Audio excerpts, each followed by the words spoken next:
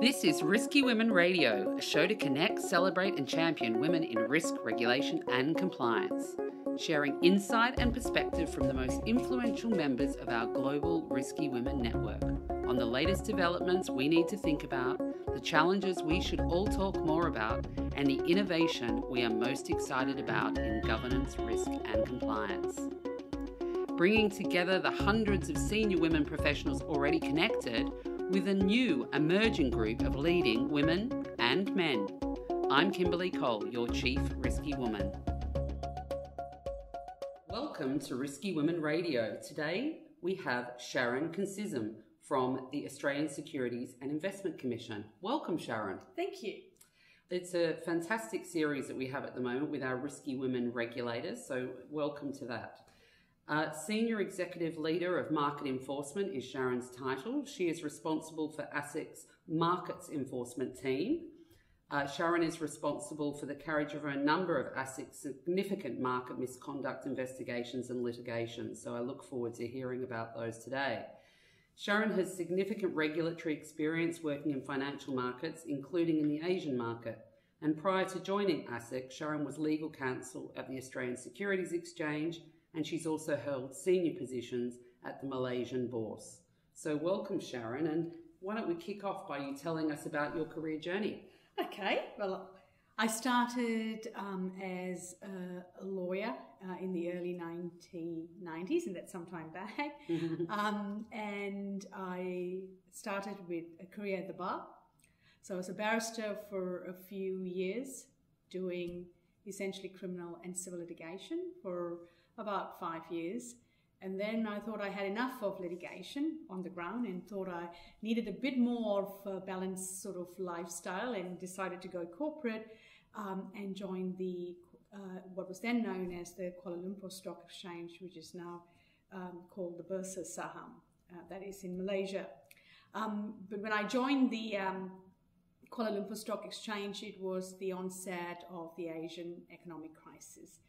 So I didn't get the career lifestyle balance I wanted, which was great because I learned a lot in that journey about dealing with excesses of an economic crisis from the perspective of a regulator regulating financial markets. After that, I returned to Australia and started with ASIC as a junior lawyer again, and then left ASIC and went to the ASIC as legal counsel, and then returned back to ASIC, and as you know, I currently am the head of markets enforcement. So I've had sort of a balance of corporate and regulatory experience in my career journey. Interesting. So you were educated in Australia and then went offshore to Malaysia. That's right. So would you recommend sort of an overseas assignment, and what do you think that sort of gives you from a career perspective? I would definitely recommend an overseas experience, particularly in the context of the current environment where we are effectively operating in the context of a borderless society. Increasingly, the type of regulatory work we do is one not peculiar to us, or the problems that we face is not peculiar to a geography. So any cross-border experience is invaluable to the work we do, and particularly in the context of upskilling in skills and experience, and also in understanding, importantly, the cultural nuances of various jurisdictions. That's really interesting, and I'm sure as we sort of go through your role and the function, it'll be interesting to talk more about that borderless society and even what you learn from all of the global challenges and what's happening globally. Very interesting. So, I mean, thinking about your career, you've had an interesting journey from lawyer, barrister, and then through ASX and ASIC. What have been the career highlights for you so far? I could sort of explain my career highlights in terms of successful outcomes, court or regulatory. and there has been many throughout my career. I mean, the most recent would be the ASIC successful contested litigation against Westpac, one of the major banks in Australia, for conduct akin to LIBOR. But I think that the best highlights of my careers actually has been where I took action on my career to pursue growth. So I rather sort of actually looking back, I think reflecting, the best career highlights for me is when I knew that I needed to pursue growth, personal and professional growth.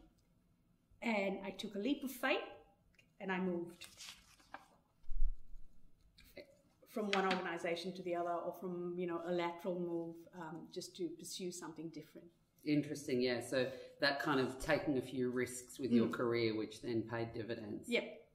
And what are, some of the, I think you've sort of outlined that. What is the kind of business impact of your role within ASIC and within the broader community?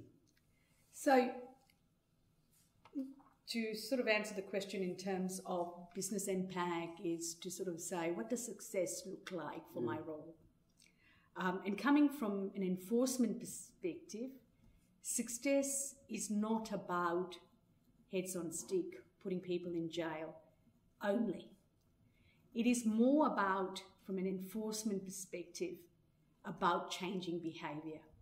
Because fundamentally, what enforcement does is to change behavior to drive good customer outcomes and investor outcomes. So I don't look as enforcement as a panacea to misconduct, but it's something that's integral to changing the wider human behavior. So if we find changes in human behavior, that is what success looks like for enforcement. That's great. So let's get more into the enforcement function overall. Can you sort of explain what markets you cover, size of the team, and what are your sort of responsibilities within enforcement? Okay. So as head of markets, I'm responsible for the misconduct in relation to the equities market, so the share market, on listed platforms, as well as the over-the-counter market. So that means bank bill swap trading, OTC derivatives, products that are not regulated on exchange-traded platforms. So a huge spectrum of a market. And FX as well. And FX as well. Mm-hmm. So all of that sort of, I think roughly if you could just characterize equity and fixed income, commodities and currency.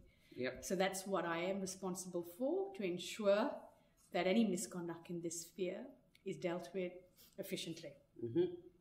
So how my team is structured is I have a national team. I have a team largely based in Sydney and Melbourne. And the team comprises very skilled people from all sorts of backgrounds, and lawyers, investigators, and increasingly and importantly, people with diverse skills that are data analytics skills, because that is actually a key sort of skill that is needed in a market that's increasingly more complex and data-driven. Yeah, I look forward to understanding a bit more about that. So what's the size of the team? So generally my team is about 50 to 80 people, and I say, and you're probably wondering, how does your team just grow so much? It's sort of to deal with sort of project-specific work that is specifically funded. So for example, in the BBSW litigation, we had a very huge team, and then it would be at the high end of the full-time employees that we typically have, so in the 80s. Right. Yeah.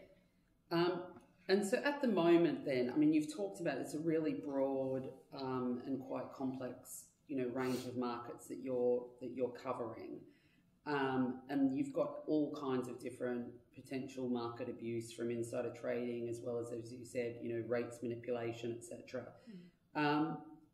There's also then interaction with multiple other parties, like, the Australian Federal Police, for example, if you're looking at suspicious trading. So can you kind of explain to us what's that ecosystem that you're working, because that must be quite interesting as well in terms of how you have to operate. Yeah. So we operate in an ecosystem where stakeholder engagement is key and critical to our success. And that is stakeholder engagement, not just with from the perspective of domestic regulators or agencies, so the AFP, the ASIC, but also from an international perspective, meaning the overseas peer regulators, the FCA, the CFTC, the DOJ, the FBI. So the ecosystem that we operate on from an international perspective is largely reliant on the ability of ASIC to leverage off its ISCO Memorandum of Understanding with its overseas counterparts, a very, very effective tool in assisting from an enforcement perspective access to information and persons of interest. From a domestic sort of perspective, we work very closely with the AFP for some of our criminal investigation. We also continue to work closely with other regulators, including ACCC and APRA. So we all have our sort of distinct portfolios of regulation, but there are areas of overlap. And in the circumstances of overlap, it's incumbent upon us to work very collaboratively and very actively together. And I imagine also, then there's sort of that sharing of best practice and looking at what the sort of next developments are. That's right. So IOSCO is obviously then an important kind of forum as well to bring together all the different regulators. So what have been some of the more interesting investigations that you've worked on? Because you obviously had a few recently that have been quite challenging and interesting. There's a whole list of it. So the highlights would be one that sort of typically involves human behavior and grade. So that I find that sort of investigations pretty sort of riveting. I mentioned the Westpac BBSW litigation that culminated in a lump sum 15 million penalty and cost and voluntary contribution to ASIC. So that was a very successful litigation where the banks were held to be acting unconscionably. So that is a big win and a big highlight. There are various other highlights that deal with market manipulation where CEOs are taken and held responsible for market manipulation, including sort of where they have access information that is not generally available. So, I've got a long list of highlights. Yeah. And when you're working, I mean, can you kind of give us a bit of what's a day in the life of in an enforcement perspective, which I imagine varies a lot, but sort of what things do you focus on and how do you, work through these cases? I'm perhaps a little biased, but I think enforcement is the most exciting place to work. A typical life in the day of an enforcement person would be that surveillance. So we have very sophisticated surveillance systems that monitor real-time the market. We have our MICE system. Surveillance may have an alert that sort of indicates suspicious activity trading by potential insiders. They have worked it up to an extent that they think requires enforcement output. They then contact my team and liaise with my team, and our specialists would look at it.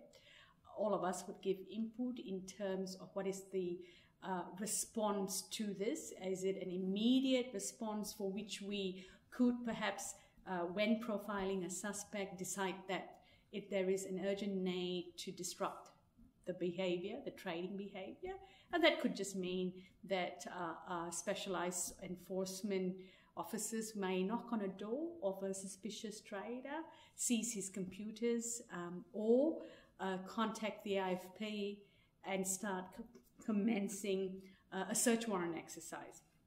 So that's sort of typically a life in the day of enforcement.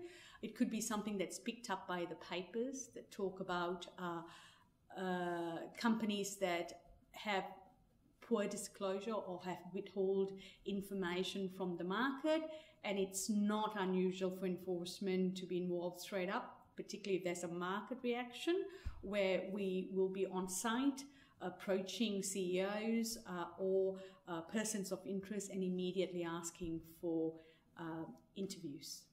Interesting. So, I mean, obviously technology has a huge part to play, and you mentioned obviously very sophisticated surveillance systems. You also mentioned that there was a lot of skills in the team from data analysts, for example, and then you've still got obviously the human elements of looking at what does that mean from a behavioural perspective, etc. You also mentioned sort of the borderless nature that we're now in. So I guess firstly, press are obviously one of the things where you said that could be a way that you're alerted to some issues. What about whistleblowers, and how are whistleblowers now part of this whole way that you're uncovering challenges in the market? So whistleblowers are an integral part of a source of intelligence for us as regulators to investigate and make appropriate inquiries of conduct of concern. So they remain a critical part of the ecosystem. There are some law reform proposals being progressed through the Parliament that would actually extend the protection to whistleblowers, and that can only assist in ensuring that we obtain the information that we require to assist our enforcement activities, and in the same token give the protection to the whistleblowers for coming upfront and sort of providing intelligence. Yeah, interesting, because I'd seen that, and often you hear stories where whistleblowers aren't feeling that they're protected enough, so that's very interesting.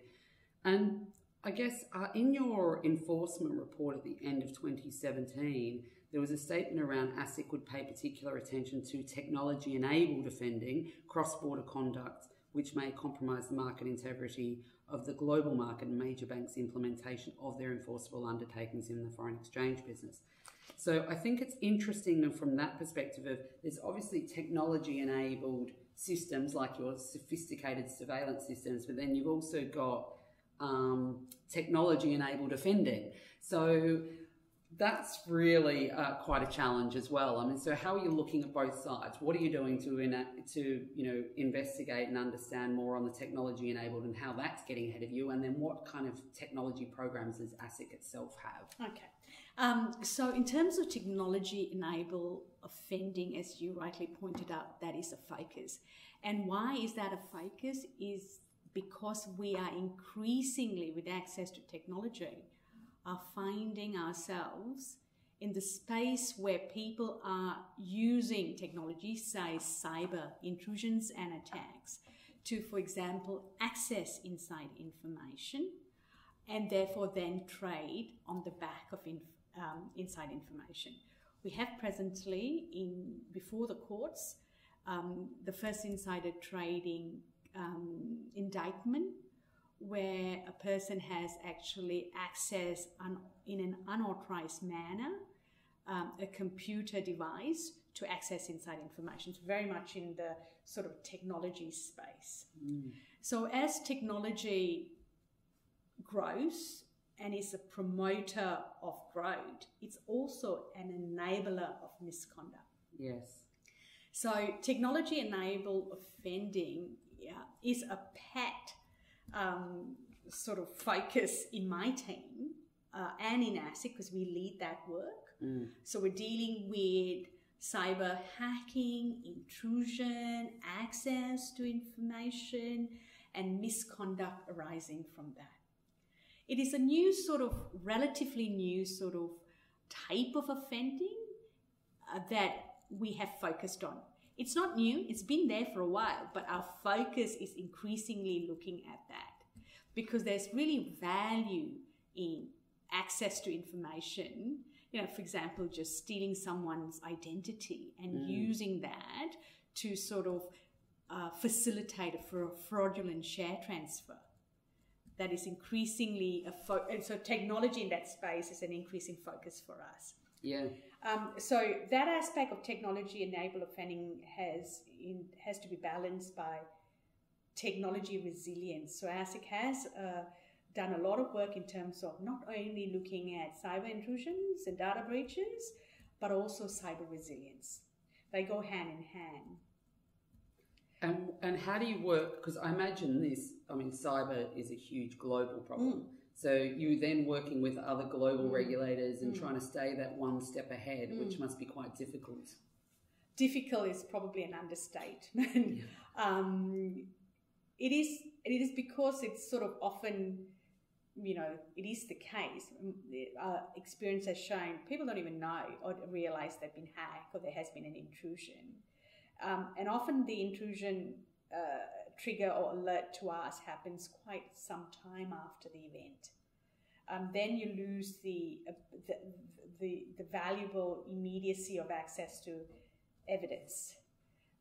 So it's increasingly important for us to partner with global regulators and also domestic regulators that have a focus on cyber. And that includes the AFP, and that includes some of the cyber centres that have been set up in Canberra. Interesting. And obviously RegTech is a hot topic. So I imagine you guys are looking at a lot of different developments that are going on. What are some of the more interesting, RegTech developments, whether they're in enforcement or not, just broadly in the regulatory space? So I think that from an enforcement perspective, and it's not just from an enforcement, from a surveillance perspective, some of the interesting RegTech that we are looking at internally and in-house and trying to build is our ability to draw connectivity points with large data sets. And that's the RegTech that even a large bank might find useful in terms of compliance monitoring. So typically, communication between traders, for example, and the patterning in those sort of communication and the analysis of that communication pattern to trading to see whether or not there's outliers or red alerts for further inquiries to be made. So we're trialing in-house various internal tools to assist us to deal with larger, more complex data, to look for connectivity points from a person of interest and future sort of risk outliers. Yeah, and obviously a lot of that is unstructured data, which is a lot more difficult to work with than the structured data. That's right. Now, the Royal Commission has obviously highlighted a lot of issues across banking and financial markets. So do we need more regulation and more enforcement? I'll never say that that we would need less enforcement. I think that we always need enforcement. I suppose another way of answering the question is the Royal Commission, from ASIC's perspective, has not highlighted any largely new conduct risks that ASIC was not aware of or had not made inquiries. So I think what the Royal Commission has done is to highlight some of these conduct issues. So ASIC will continue to take appropriate enforcement action following from the Royal Commission or in parallel with the Royal Commission. Excellent. And so I guess looking forward then, what do you sort of see the impact overall? How do you see the industry sort of evolving and changing as you look to the future, or kind of what's that aspiration that you would have? Because you mentioned at the start, changes to human behaviour, for example. So the aspiration for the industry from my perspective is that I think that there is going to be a lot of real change that is required because there's always a cost to doing something wrong. And the consequence of that is that you need to change your behaviour. So I go back to sort of the same thing, that when you do something wrong, there's a cost to it and you need to change behaviour. Yeah. So I think what the industry is going to face is to win back the trust and confidence of the regulated population in a real way. Yes. Yes, trust is certainly key and very key in financial markets. Yeah. Connecting, celebrating and championing women in risk regulation and compliance, Risky Women Radio takes an intimate look at the rants and revelations of the top women shaping the debate and the industry. Okay, change of pace now. We're going to go to our Risky Women rants and revelation. Okay. My favourite section. Sure. So let's start with your revelation. And I always think of this as the sort of advice you would have given to your younger self, or what is it that you know now that you wish you knew then? I would have taken more risk. So more risks in your career, more risk in my career, more aggressive sort of decisions, been more open to change, not look for linear progression of remuneration, but have more agility to go lateral and look for growth. Fantastic. And what's your rant? What's the thing that you wish that you could change, or that would move quicker or be different? Move quicker. From a personal perspective? Personal or career? I get a mix of both actually from people. Yeah, I suppose from a personal perspective, from leading a team, what I would like to move more quickly is the upskilling of talent within my team, and the retention of talent.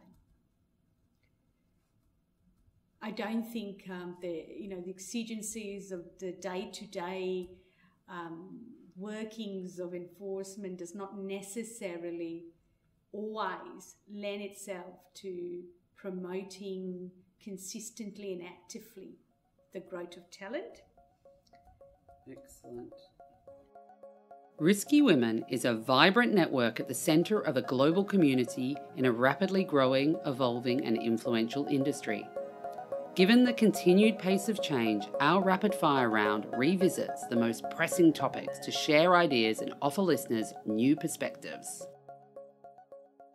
Alrighty, so our final area, we go for our rapid fire round, which is sort of just quick answers to a few key questions. Yep. So what's your one word to sum up the world from a governance, risk and compliance perspective? One word would be, it's a world full of disruption. Disruption, yes, indeed. And your top risk for 2018?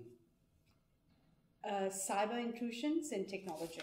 Right. And its impact. Yep. The cure for the cost of compliance? Return to the basic roots of doing the right thing by your customers and stakeholders. Excellent. And the biggest technology impact on compliance and risk? And perhaps I'm quoting cyber too often, but it's cyber intrusion. Yep. And the protection of data. Yeah, data protection, absolutely. And what's your outlook for the year ahead? Are you optimistic, pessimistic or uncertain? I'm an internal optimistic. So I think that any challenge presents opportunity. Excellent. And those have to be embraced. Excellent. That's fantastic. Well, thank you very much, Sharon, for being our Risky Women Regulator today. It was a pleasure to talk to you. Thank you. Thank you. Thank you for listening to this exciting episode of Risky Women Radio to connect, champion and celebrate women in risk regulation and compliance. I'm Kimberly Cole, based in Hong Kong. For more information on the Risky Women Global Network, head to our website in the episode notes, and please be part of the ongoing conversation by subscribing to this podcast, connecting with us at Risky Women on Twitter, or even reaching out to me directly by email.